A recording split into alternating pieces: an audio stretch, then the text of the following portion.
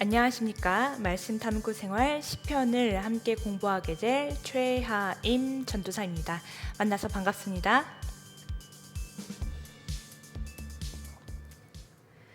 오늘 우리가 함께 나누고 공부해야 할 파트 바로 시편입니다. 시편 하면 먼저 어떤 것부터 떠오르십니까? 아마 시편을 참 아름다운 문체들과 또 말씀들에 절로 은혜가 된 경험들 아마 한 번쯤 있으실 것 같습니다. 시편은 먼저 모두 150편으로 구성되어 있으며, 사실 시편이란 말은 하프나 수금이라는 이제 이스라엘의 전통 악기에 맞추어 부르는 말, 그리스어로는요, 헬라어죠. 그리스어로는 프살모이라는 언어에서 이제 출발하게 됩니다. 그래서 영어로 시편은 Psalms 해서 프살모이와 굉장히 유사한 형태를 띠고 있는 것을 우리가 알고 이제 보고 있을 수 있습니다. 또 시편은 히브리어로 트힐림, 즉 이제 찬양을 이제 뜻하고 있는데요. 저자로서는 사실 전통적으로는 아마 많은 분들이 다윗 왕이 썼다라고 아마 대부분 알고 계실 것 같습니다. 특히 이제 성경에서 묘사되는 다윗은 음악에 깊은 조예가 있고 또 감사 노래도 짓고 찬양을 하며, 우리가 떠올리는 대체적인 다윗 왕의 모습은 춤도 잘 추고 음악에 깊은 이제 재능도 있고 조예가 있는 그런 사람의 모습이라고 아마 대부분 생각하실 텐데요. 그래서 그런 그가 시편의 저자가 맞다, 어울린다라는 것은 아마 대부분 동의하실 것 같습니다. 그런데요, 이 모든 150편을 다윗 왕이 쓴 것은 아닙니다. 다윗 외에 굉장히 많은 사람들이 있는데요. 다윗 외에 누가 있을까요? 바로 흥미롭게도 시편은 한 사람의 작품이 아니라 이스라엘 신앙 공동체가 수백 년에 걸쳐서 만들어낸 찬송가 시집 정도의 이제 생각해 주시면 좀 더 이해하기가 편하실 것 같습니다. 시편 중에서도요, 사실 이게 시대 순서대로 나열된 것은 아니고요. 시편 중에서도 가장 오래된 시편이 있습니다. 그게 바로 90편인데요. 시편 90편이 그 시편 150편 중에서 가장 오래되었다라고 추정을 하고 있는데, 그 저자가 바로 누구인지 아십니까? 바로 우리가 잘 아는 모세입니다. 모세.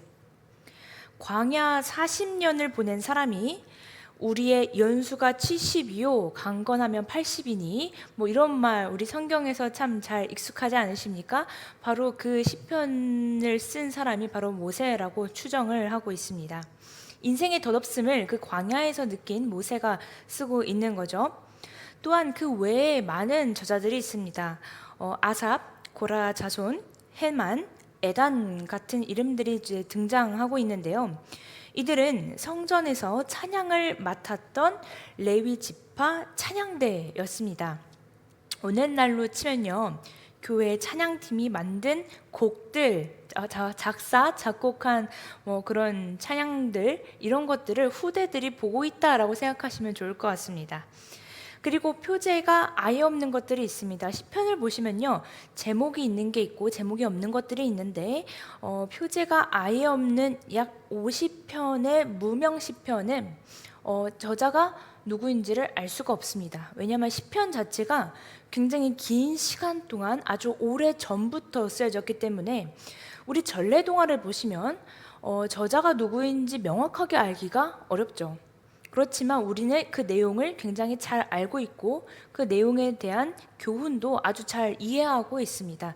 그런 것처럼 이 시편 역시도 모든 편의 저자를 다 알 수는 없지만 우리 그 입에서 구전 동화처럼 이제 전해져 내려온 것들이 시편도 있다라고 이해하시면 좋을 것 같습니다.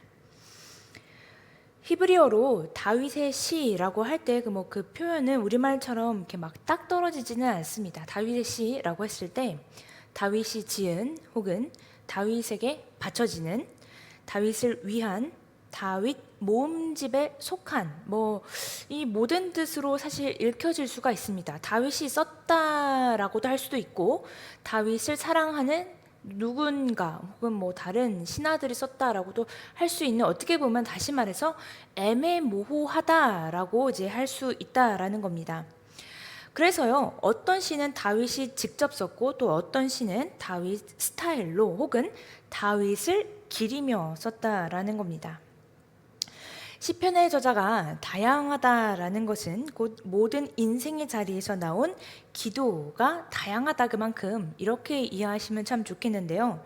왕이었던 다윗의 기도, 광야 인생을 견딘 모세의 기도, 매주 찬양을 준비한 평범한 레위인들의 기도, 그리고 이름도 남기지 못한 누군가들의 그 많은 기도까지 부유한 자리, 쫓기는 자리, 무대 위, 무대 뒤, 그 모든 자리에서 올린 기도가 이 시편 한 권에 담겨져 있는 것입니다.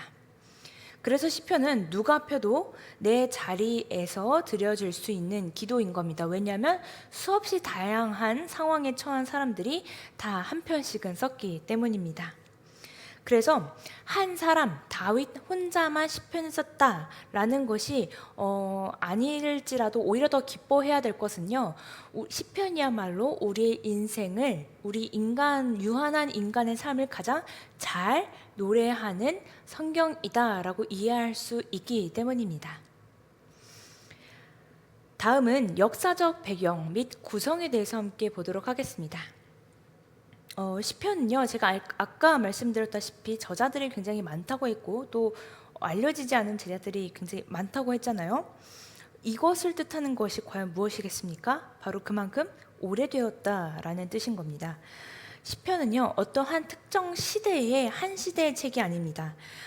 시편은 성경 66권 중에서 가장 긴 시간에 쓰인 책입니다.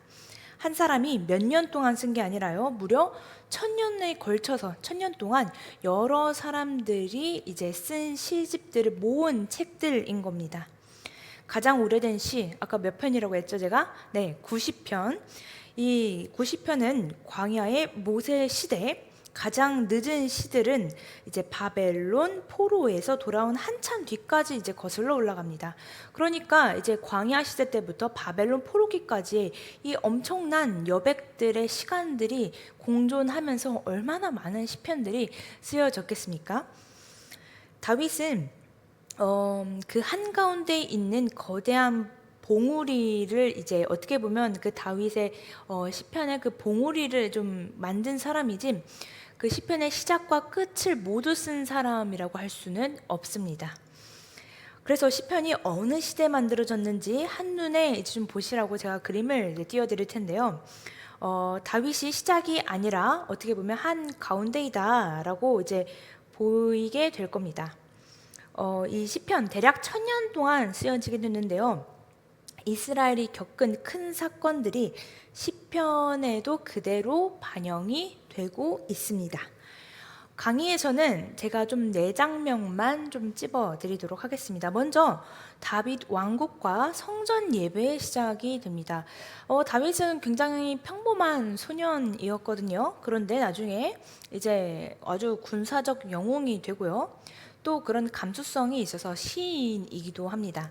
양치던 들판, 그리고 사울에게 쫓기던 광야나 왕이 된 궁전, 이 모든 자리에서 다윗은 그냥 지나치는 것이 아니라 본인의 감정을 어떻게 보면 잘 그 시로 잘 풀어낼 줄 아는 능력이 있었던 것 같습니다.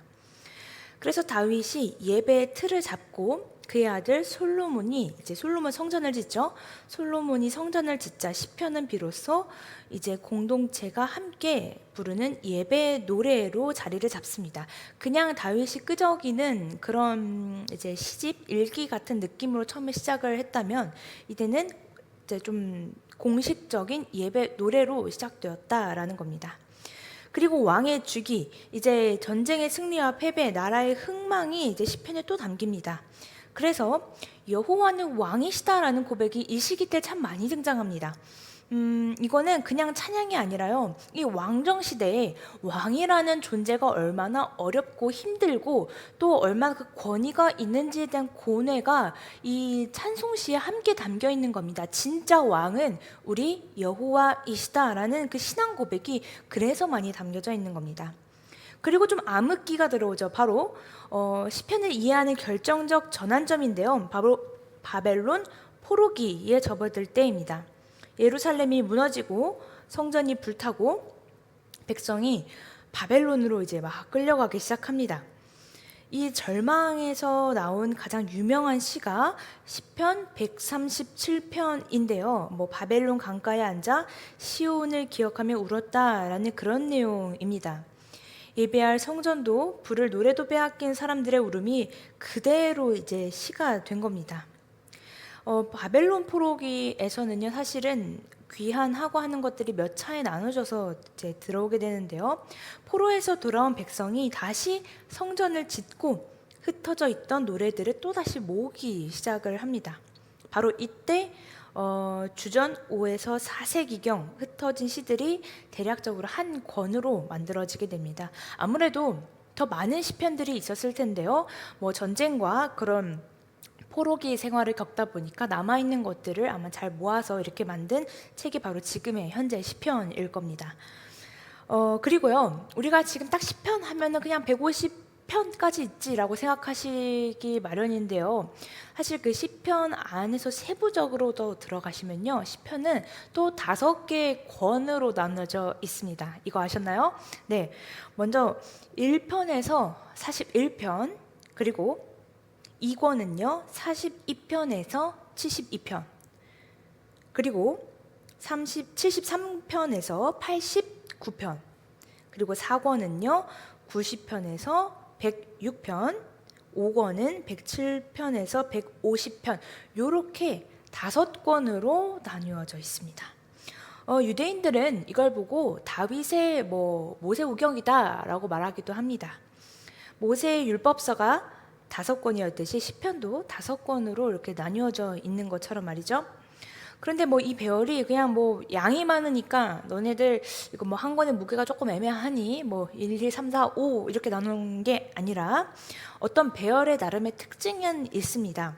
큰 흐름을 보면요, 앞쪽은 탄식과 부르짖음이 좀 많습니다.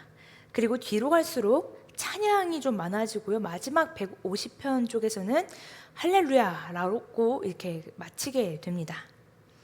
눈물로 이제 시작해서 찬양으로 마치는 그 구조를 띠고 있고, 그래서 신학자들은 이거를 5권으로 좀 나누게 되었는데요. 편집자들이 이 시편 전체를 통해서 고난을 지나 찬양에 이르는 신앙 여정을 말하고자 합니다. 그래서 우리는 이 시편을 때로는 이 시편의 저자가 어떤 상황에 놓여져 있고 후에 어떻게 되었는지를 보는 게 굉장히 큰 신앙의 여정, 그리고 은혜가 될 때가 참 많습니다. 다음은요, 우리 신학적 주제 한번 볼까요? 시편 신학은 되게 좀 이 짧은 시간 안에 한마디로 정리하기가 상당히 어려운데, 가장 중요한 출발점은요, 다른 성경 책들은 하나님에 대해 말합니다. 하나님은 이런 분이시고 약간 이런 식으로 얘기를 하죠. 그리고 하나님께서 우리에게 뭔가를 말씀하시기도 하고요, 선지자를 통해서 뭔가를 말씀하시고, 이런 구조를 많이 띠기 마련인데, 이 시편은요, 우리가 주체적으로 누구한테 말하죠? 하나님께 말하는 아주 독특한 구조를 띠고 있습니다. 그래서 신학적 진리를 설명하는 책이 아니라 그 진리를 들고 하나님 앞에 나아가 기도가 된다. 즉 우리가 죄인이기 때문에 예배드릴 수 없는 게 없고, 그럴 만한 우리한테 가치가 없고, 우리에게 그럴 만한 주권은 없지만, 죄인인 우리가 두 손을 들고 하나님께 찬양을 올려드립니다 라는, 어떻게 보면 능동적이고 주체적인 우리들의 고백이 담긴 게 바로 이 시편인 겁니다. 그리고 이 시편은요, 하나님은 누구신가에 대해서 되게 깊이 나누고 있습니다. 먼저 이 시편에서 전체적으로 이렇게 바라보는 하나님의 모습은 왕 되신 하나님, 그러니까 자주 외치는 선언, 왕정시대라고 했죠. 그러다 보니까 여호와께서 다스리신다, 왕이신 여호와, 이런 표현이 그래서 많습니다. 그리고 헤세드, 헤세드라는 말 어떻게 보면 요즘 종종 들어보셨을 것 같아요. 이 뜻은 인자하심이란 뜻입니다. 인자하심. 시편 전체에서 거의 후렴구처럼 반복되는 단어가 헤세드인데요, 끝까지 버리지 않으시는 언약적 사랑이라는 말입니다. 시편 136편은 26절 내내 그 인자하심이 영원하다를 계속 반복하고 있습니다. 어떻게 보면 이 헤세드라는 단어가 시편 신학, 시편의 핵심, 심장이다라고 볼 수 있을 것 같습니다. 그리고 그 다음이 이제 다윗이 굉장히 광야 같은 삶, 그리고 또 누군가를 이제 사울 왕을 피해서 살아가야 하는 긴 삶을 살아야 됐잖아요. 그러니까 어떤 이제 하나님을 그렸겠어요. 바로 피난처이시고 나의 반석이시고 요새이신 하나님의 모습을 많이 그렸을 겁니다. 그래서 가장 사랑받는 시편을 제가 꼽으라고 한다면 아마 대부분이 시편 23편을 꼽을 텐데요. 아마 찬양으로도 많더라고요. 여호와는 나의 누구죠? 목자이시니 라는 그런 표현이 있지 않습니까? 목자는 양을 돌보고 또 보호하기도 하고 다른 늑대나 이런 맹수로부터 보호합니다. 그러다 보니까 내가 피할 그런 날개가 되고요, 피난처가 된다라는 그 표현이 바로 23편 피난처이신 그 모습이신 하나님이라는 것들이 시편에 많이 등장을 그래서 하게 됩니다. 그리고 네 번째로 하나님에 대한 묘사가 가장 많은 게 창조주입니다. 창조주. 시편 8편, 19편, 104편은 하늘과 땅을 지신 기초를 세우신 하나님을 노래합니다. 광대한 우주를 만드신 그분이 동시에 작은, 이렇게 작고 보잘것없는 나도 살피신다라는 어떻게 보면 경이로운 그리고 역설적인 그런 사실에 대해서 노래하고 있는데요. 생각해보면 참 맞습니다. 이 광활한 우주를 창조하신 분이 이렇게 작은 나를 살피시고 지나가는 들꽃조차도 아시고 그 사정을 아시고 지나가는 새들조차도 그 사정을 아신다라는 말이 얼마나 큰 은혜를 우리에게 선사하는지를 이 시편은 아주 감수성 있게 잘 표현하고 있다라는 겁니다. 그리고 이 시편은요, 시편을 전체적으로 맥락으로 보면요, 우리 인생과 삶과 굉장히 비슷하다라고 하는데, 기쁠 때도 있고 아주 피난처가 필요해서 내가 너무 고난에 닥쳐서 힘들 때도 있고, 그렇지만 다시 하나님과 함께 극복할 때가 있고, 이런 것들이 계속 반복되지 않습니까? 그런데 이 시편은요, 우리 인생의 계절에 맞는 그래서 노래들을 늘 이제 준비하고 있다라는 거예요. 지금 당신이 기쁜 시기를 보내고 있다면 여호와를 찬양하라. 그런데 당신이 만약 광야와 같은 삶을 보내고 있다면 다윗이 정말 피할 곳이 없어서 정말 슬피 울던 이 시편을 읽고 은혜를 받아라 라는 것처럼 이 모든 인생의 희노애락들을 이 시편 안에 다 담겨 있다라는 겁니다. 그런데 사실 시편이 가장 주는 큰 선물은요, 탄식입니다. 탄식. 이제 많은 종류가 찬양이 아니라 사실 시편에 있는 것들 중에 여호와를 찬양하라 할렐루야 이렇게 끝나는 것이 아니라 3분의 1이 탄식하고 힘들어하고 이제 고통스러워하는 겁니다. 시편은 우리에게 하나님 앞에서 아파해도 되고 따져 물어도 되고 심지어 화를 내도 된다라고 말을 하고 있습니다. 그래서 시편 13편은요, 어느 때까지니까 여호와여 하면서 좀 문체가 이래서 그렇지 거의 역정을 내고 화를 내고 있죠. 언제까지 제가 이렇게 힘들어야 되죠? 하면서 따지고 있는 모습들을 볼 수가 있습니다. 그리고 가장 다루기 좀 어려운 예를 들면 137편 같은 경우는요, 원수를 좀 벌해달라라는 그런 저주시까지도 있어요.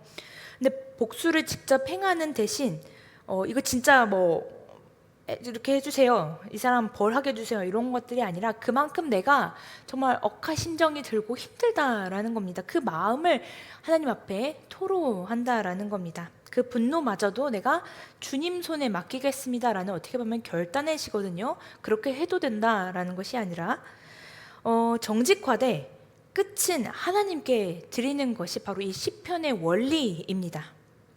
그리고 신기하게도 대부분의 탄식시는 부르짖음으로 시작하지만 대부분 마지막에 신뢰의 고백으로 방향을 틀며 이제 마무리가 된다라는 것들을 우리 함께 볼 수가 있습니다.